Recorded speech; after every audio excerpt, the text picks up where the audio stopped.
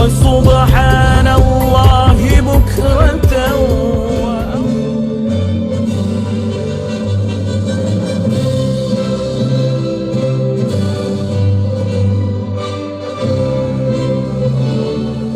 ini dalam rangka mengikuti sosialisasi pencegahan peredaran rokok ilegal.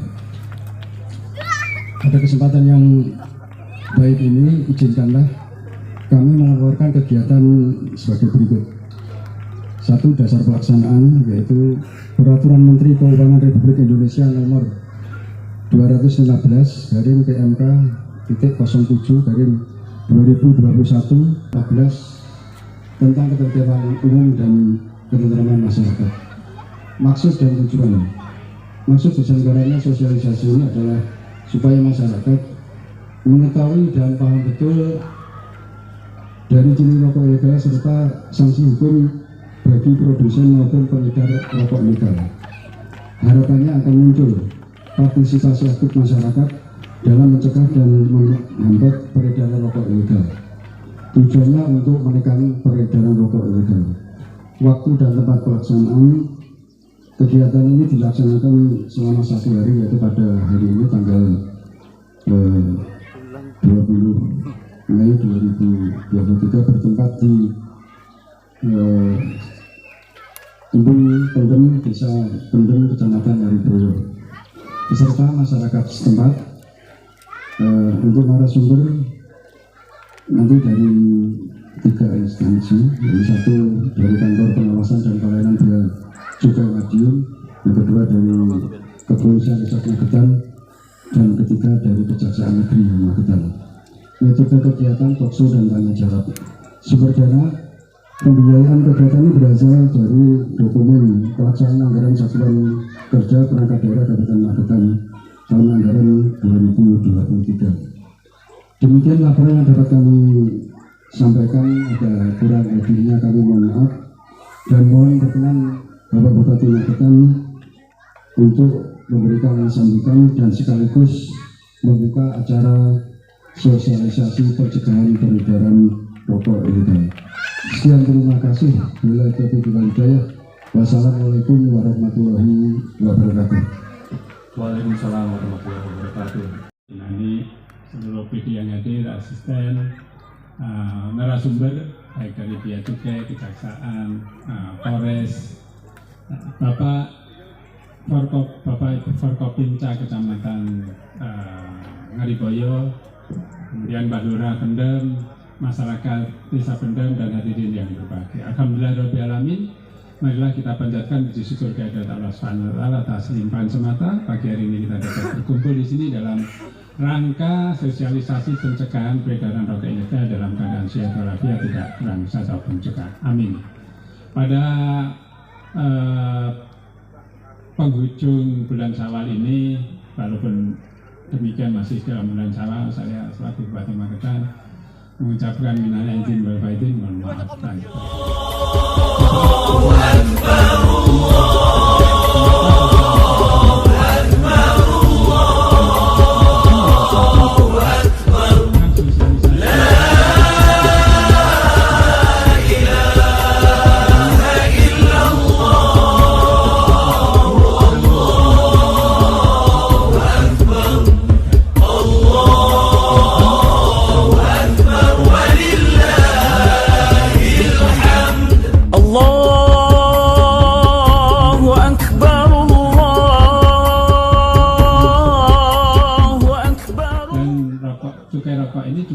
Cukup besar.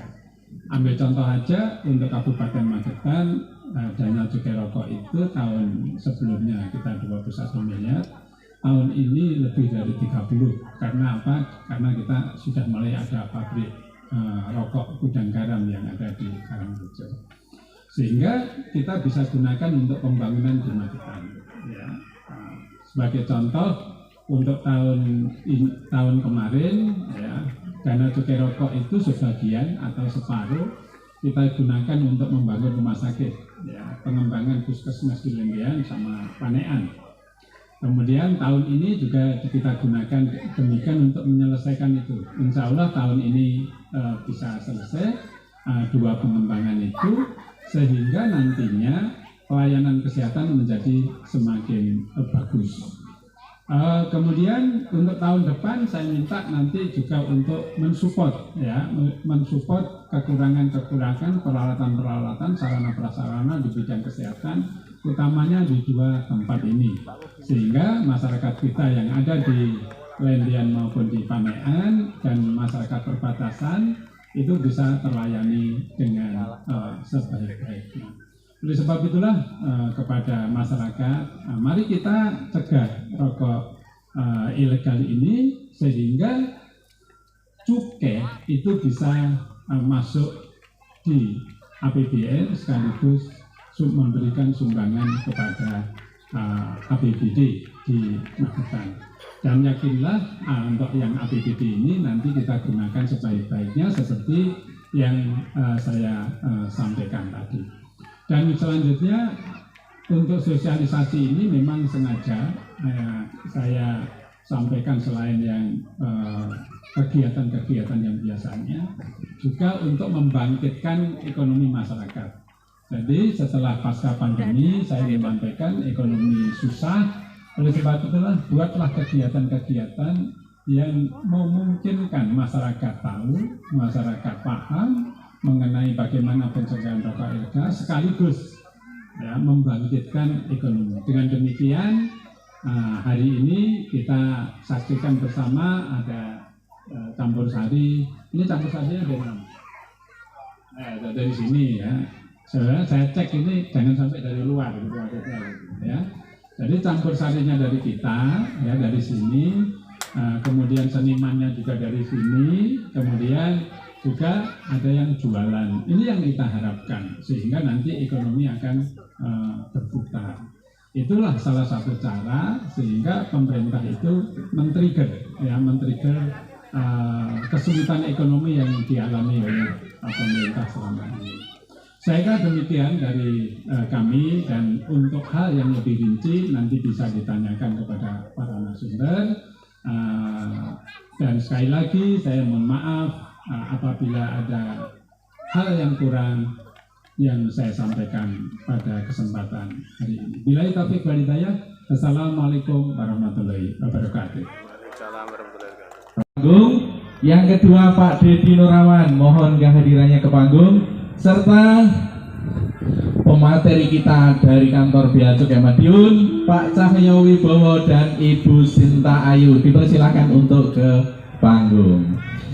Baik Bapak Ibu sekalian, untuk memeriahkan acara pada pagi hari ini, ya, kita perlu beryel-yel dulu. Kalau saya katakan Magetan kita, maka sambutlah dengan gempur rokok ilegal. Baik, saya coba. Magetan kita. Kurang semangat. Sambutlah para pemateri ini dengan gempur rokok ilegal. Baik, saya ulangi. Magetan kita. Gempur rokok ilegal. Yang di belakang juga boleh menyambutnya dengan gempur. Dan Pak Dedi Nurawan, alhamdulillah cakep-cakep dan cantik-cantik ya. Saya punya pantun ini, mungkin bisa diiringi. Mlaku-mlaku neng pasar baru, ojo lali tuku sandal, yen pingin negarane maju, ojo tuku rokok ilegal, tuku rokok ilegal. Mlaku-mlaku neng embung pendem,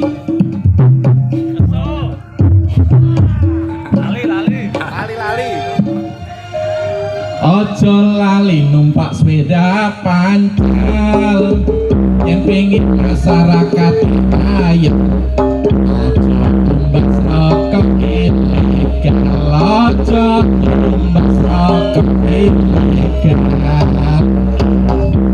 Oke. Ya, hari ini judulnya adalah sosialisasi pencegahan peredaran rokok ilegal. Bukan sosialisasi peredaran rokok ilegal, nanti malah jadi salah. Sosialisasi pencegahan peredaran rokok ilegal. Kenapa harus dicegah? Kita tanyakan kepada para pemateri. Yang pertama Pak Cahyo, kenapa peredaran rokok ilegal itu dicegah Pak Cahyo? Silahkan dijawab Pak Cahyo. Baik, terima kasih Pak Gunandar. Selamat pagi masyarakat Pendem. Baik, tadi ditanyakan kenapa rokok ilegal itu harus dicegah. Awalnya kita harus tahu dulu manfaat cukai. Jadi rokok itu ada penerimaan negara, Pak Gunandar. Jadi ketika itu ada rokok ilegal berarti potensi penerimaan negaranya tidak terbayar. Iya. Gitu. Jadi penerimaan negara dari sisi cukai. Iya. Penerimaan negara itu ada beberapa macam, Pak Gunandar. Penerimaan negara itu ada pajak, ada cukai, ada penerimaan negara bukan pajak, dan ada bea masuk. Gitu. Nah, ini yang digunakan oleh negara untuk membiayai negara ini. Membiayai pembayaran gaji TNI, Polri, ASN untuk membangun infrastruktur, membangun dana desa. Mungkin di sini ada dapat dana desa ya. Iya. Nah, seperti itu kan. Dan ada subsidi pupuk, subsidi pendidikan, semuanya itu digunakan untuk masyarakat. Jadi cukai itu salah satu penerimaan negara yang nantinya dikumpulkan oleh negara dan digunakan untuk kemakmuran masyarakat, dikembalikan kepada masyarakat intinya. Betul. Tadi disampaikan juga oleh Pak Bupati membangun rumah sakit di Panean, kemudian di Lembean, juga untuk meningkatkan UMKM. Kemudian juga yang mengisi acara ini untuk sosialisasi juga untuk masyarakat Magetan. Gitu Mbak, itu dari Magetan atau bukan Mbak? Jenengan Mbak? Magetan. Jadi semuanya dari Magetan. Itu jadi kenapa rokok ilegal itu digempur, itu karena merugikan negara. Baik, salah satu yang digempur adalah rokok ilegal. Nah, rokok ilegal ya, berarti ada rokok legal, ada rokok yang ilegal. Sebenarnya tadi kalau dijelaskan oleh Pak Cahyo ada rokok legal, ada rokok ilegal. Berarti rokok legal itu berarti yang membayar cukai, rokok ilegal itu yang tidak membayar cukai. Nah, ciri-cirinya apa Bu Sinta? Rokok ilegal itu ciri-cirinya seperti apa? Ini yang harus kita kenali semuanya ini. Oke, siap. Selamat siang Bapak Ibu, masih semangat? Selamat siang Bu Sinta. Oke, untuk ciri-ciri rokok ilegal itu ada 4 dengan singkatannya gini Pak, 2B, 2P. 2B, 2P. Iya. B yang pertama adalah bekas. Bekas. Jadi rokok itu harus yang baru, yang pakai pita cukai baru dari pabrik yang asli. Tidak boleh pita cukai mungut dari sampah kemudian dipasang lagi ke rokok lalu rokoknya dijual, itu nggak boleh. Gresek pita cukai kemudian ditempel lagi, itu namanya adalah pita cukai bekas. B yang kedua Bu Sinta. B yang kedua adalah berbeda. Berbeda, apa itu berbeda Bu Sinta? Jadi rokok itu masing-masing punya jenis sendiri. Ada rokok mesin, ada rokok kretek.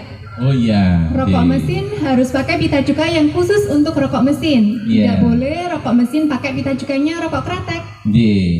Kenapa itu Bu? Karena itu berpotensi mencurangi negara Pak. Ngakali gitu ya.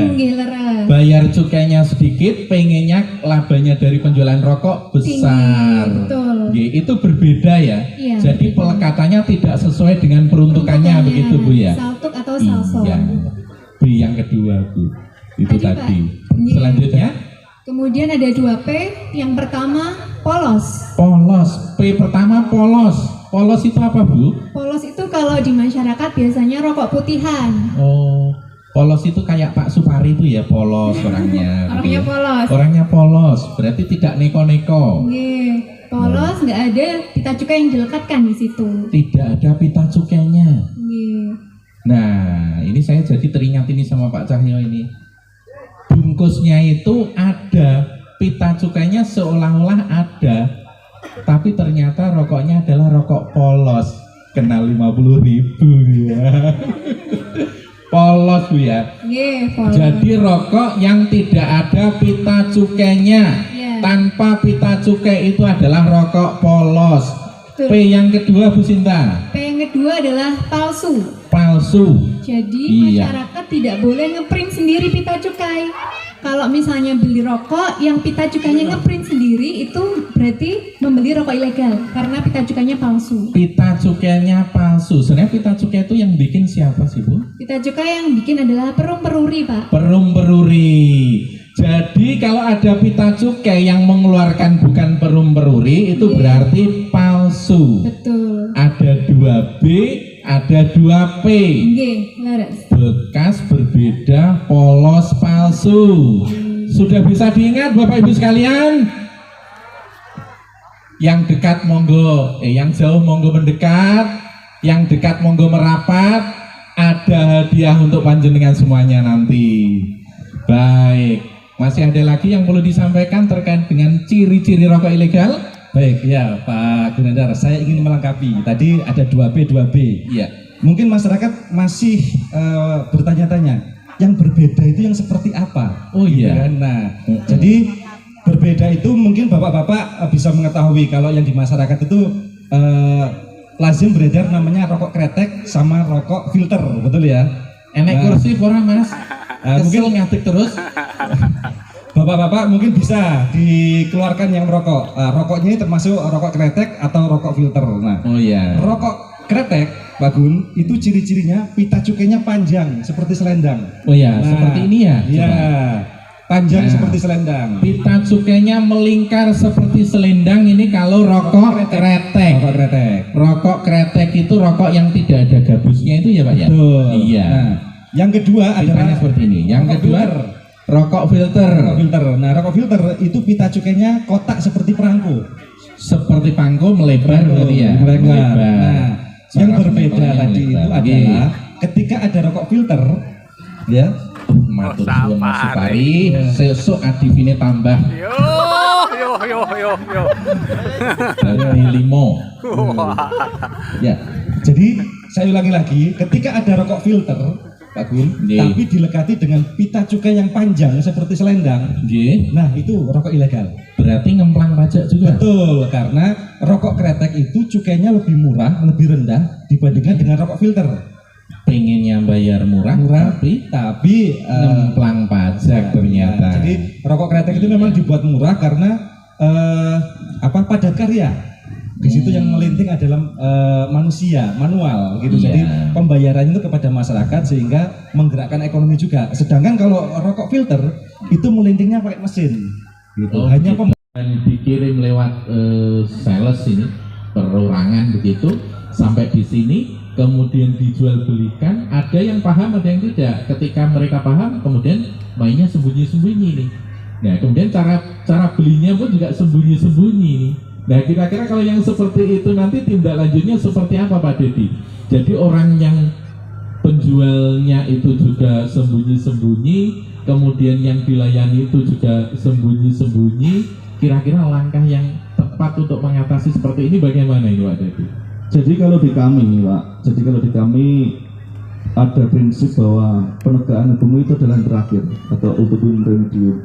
Pasti nanti juga di teman-teman Bea Cukai mungkin juga sama. Pembinaan adalah yang perlu utama sekali dilakukan. Jadi kita tidak serta-merta melakukan penindakan, langsung penegakan hukum dan sebagainya. Pasti kita bina dan kita upayakan untuk yang terbaik buat semuanya. Tapi perlu dipahami bahwa undang-undang itu jika sudah diundangkan kita tahu apapun tidak tahu. Jadi implementasinya sudah, konsekuensinya sudah harus kita pahami bersama. Kita juga bisa kena pidana dan sebagainya walaupun kita tidak tahu. Jadi kalau kita mengaku itu tidak tahu, saya kira juga undang-undang ini sudah sejak tahun 1995 ya? Jadi sudah sekitar 28 tahunan. Luar biasa. Kalau mengaku tidak tahu nanti Intinya jika ada informasi sekecil apapun silahkan disampaikan kepada aparatur terdekat, baik itu aparatur pemerintahan desa, dari kami di kepolisian, karena saat ini sudah ada polisi RW Pak Tun. Jadi teman-teman Babin Kaptipmas pun yang dulunya satu desa sekarang ditambah beberapa polisi lagi yang di polisi RW. Jadi informasi sekecil apapun, jika Bapak Ibu semuanya mengetahui adanya peredaran rokok ilegal misalnya ataupun tindak pidana lainnya, silakan dikomunikasikan dengan aparatur terdekat. Saya kira untuk link-link untuk melaporkan ini sudah sangat banyak sekali. Namanya polisi RW. Polisi RW. Berarti kalau Babin Kamtipmas itu lingkup desa masih ada, dibantu oleh teman-teman yang dinamakan polisi RW. Nah, masyarakat sekalian, ini Pak Polisi ini sudah semakin dekat dengan masyarakat. Setiap RW ada, maka tidak ada yang kemudian ketakutan. Kalau misalkan ada peredaran rokok ilegal, wah ini nanti jangan-jangan ini nanti tidak terlindungi kalau misalkan melaporkan gitu. Nah, yang paling efektif memang tadi disampaikan Pak Dedi, ini edukasinya kepada masyarakat, jangan tidak mengedepankan kepada penindakan, tetapi kepada edukasi. Ketika masyarakat paham, maka tidak ada lagi peredaran rokok ilegal. Nah, ada kata-kata yang menarik Pak? Selalu ada, bukan karena banyaknya orang jahat, tapi karena diamnya orang baik. Nah, diamnya orang baik harus digarisbawahi. Masyarakat tidak boleh diam. Kejahatan itu bukan terjadi karena banyaknya kejahatan, tapi diamnya orang yang baik. Bapak Ibu, untuk mencegah itu sampaikan. Tidak langsung ada penindakan, tidak, tapi pasti ada edukasi. Pasti ada pembelajaran untuk masyarakat. Jangan lagi ada peredaran rokok ilegal di tengah-tengah kita. Sangat senang sekali saya dengan kalimat itu. Bahwa tadi yang disampaikan oleh Pak Dedi bahwa penindakan itu kan sifatnya ultimum remedium, artinya upaya terakhir. Nah, setelah dilakukan sosialisasi seperti ini, kami berharap nanti di desa Pendem sendiri sudah mulai sadar bahwa peredaran rokok ilegal itu memang harus dicegah. Ya. Nah, supaya nanti ketika ada peredaran rokok ilegal, ini kita tahu sendiri Pak bahwa ketika dari teman-teman penyidik, baik apakah itu dari Polres melimpahkan ke Bea Cukai, kemudian Bea Cukai menaikkan ke kami di Kejaksaan dalam proses penuntutan, ya ini kita juga harus melakukan proses tindakan hukum di pengadilan. Ya, ini ancaman hukumannya ya lumayan Pak. Lumayan berat juga ya. Lumayan berat loh ya, bukan lumayan ringan. Ingat, lumayan berat. Karena kalau mau dibilang 1 tahun itu sendiri yang menjalani pasti berat Pak. Berpisah dengan keluarga. Sebenarnya yang dihukum bukan hanya yang di dalam, tapi keluarga yang juga terhukum. Iya. Nah, ini prosesnya ketika ada proses tindak pidana yang dilakukan, melakukan sifatnya pabrik tanpa izin, itu ancamannya minimal 1 tahun, maksimal 5 tahun. Minimal 1 tahun, maksimal 1 tahun. Maksimal 5 tahun. Maksimal 5 tahun, iya. Iya. Itu dendanya 2 kali nilai cukai, maksimal 10 kali nilai cukai. 2 kali nilai cukainya, nilai cukai yang harus dibayar, kemudian sampai dengan 10 nilai cukai. Nilai cukai. Ya. Nah, seperti itu saja sudah berat. Ya. Pasti berat. Nah, ngetok nih tuku rokok, sing biasanya enteng. Ya, ini ketika rokok yang dibeli adalah rokok ilegal, kena hukuman, kena denda dan lain sebagainya. Wah, pokoknya abot. Abot lagi ketika itu berulang, Pak. Iya. Nah, si nekat kita dengarkan bersama ketika orang yang nekat itu seperti apa. Atas kehadirannya dan pencerahannya untuk kita semuanya. Wabillahi taufiq wal hidayah. Wassalamualaikum warahmatullahi wabarakatuh. Terima kasih. Pagi hari ini Satpol PP Kabupaten Magetan bekerjasama dengan Bea Cukai Madiun dan Kejaksaan serta Polres Magetan itu melakukan sosialisasi pemberantasan peredaran rokok ilegal di wilayah Desa Pendem di sini.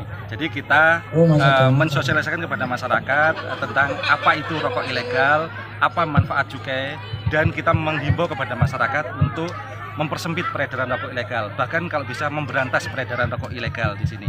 Itu yang kita harapkan. Jadi sekarang sifatnya adalah persuasif kepada masyarakat, khususnya masyarakat Desa Pendem. Jadi rokok berintegrasi adalah kita harus jujur bahwa rokok yang harus kita konsumsi adalah rokok yang legal. Gitu. Kita harus mengakui dan menyadari bahwa rokok legal itu membantu penerimaan negara dan digunakan nanti untuk kemakmuran masyarakat. Gitu. Selama ini penindakan dari Bea Cukai di Madiun sudah berapa kasus? Jadi untuk tahun 2022 itu penindakan di Bea Cukai Madiun itu seingat saya ya kisaran di atas 160 kali penindakan. Itu dari berbagai macam modus operandi. Ada yang pengiriman melalui jalan tol, ada yang pengiriman melalui jasa ekspedisi, ada yang di toko-toko konvensional, toko-toko tradisional, ada juga di sales-sales rokok. Jadi di seluruh Karasidenan Madiun kita lakukan penindakan kurang lebih sekitar 160 kali penindakan. Lolos dan yang keempat palsu. Nanti kalau misalkan menemukan rokok ilegal silakan melapor ke kantor Bea Cukai Madiun. Untuk sanksi ada sanksi denda dan juga ada sanksi penjara, pidana penjara gitu. Jadi kalau rokok polos, rokok dengan pita cukai bekas, rokok dengan pita cukai palsu itu sanksinya adalah sanksi pidana penjara minimal 1 tahun dan maksimal 5 tahun. Bahkan kalau pita cukai palsu itu maksimalnya sampai di 8 tahun.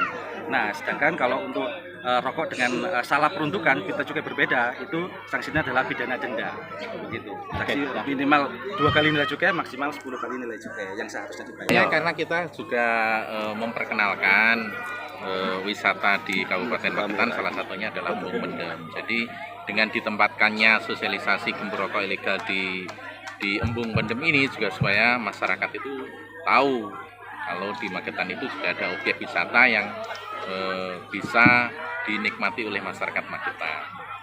Harapan terhadap warga sini Pak terkait sosialisasi ini Pak? Harapannya adalah kalau yang sudah terlanjur merokok, mudah-mudahan menjadi perokok yang berintegritas. Siap.